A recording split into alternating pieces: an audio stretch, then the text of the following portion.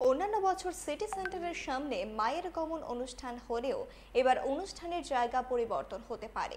বৃহস্পতিবার রাজধানীর তুলসীবতী স্কুল সংলগ্ন এলাকা পরিদর্শন করেন মেয়র দীপক মজুমদার।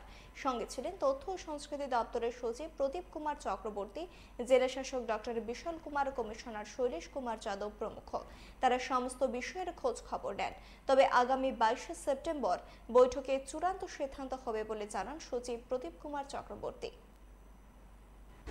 আমরা যেখানে কার্নিভালটা করি এই জায়গাটা স্পেসটা ছোট, রোডটা নেরো, তো তার জন্যই ওখানে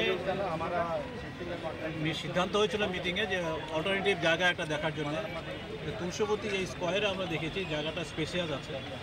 আমরা এই প্রসঙ্গে 22 তারিখে আবার 4টের সময় ওখানে সব ক্লাবকে আবার ইনভাইট করব। সেই মিটিংয়ে আসলে পরে আমাদের মাননীয় মেয়র সাহেব থাকবেন, অন্যান্য সংশ্লিষ্ট দপ্তর যারা আছে পিডব্লিউডি, আরডি, এএমসি এবং তথ্য সংস্কৃতি দপ্তর, ওনারা সবাই থাকবেন।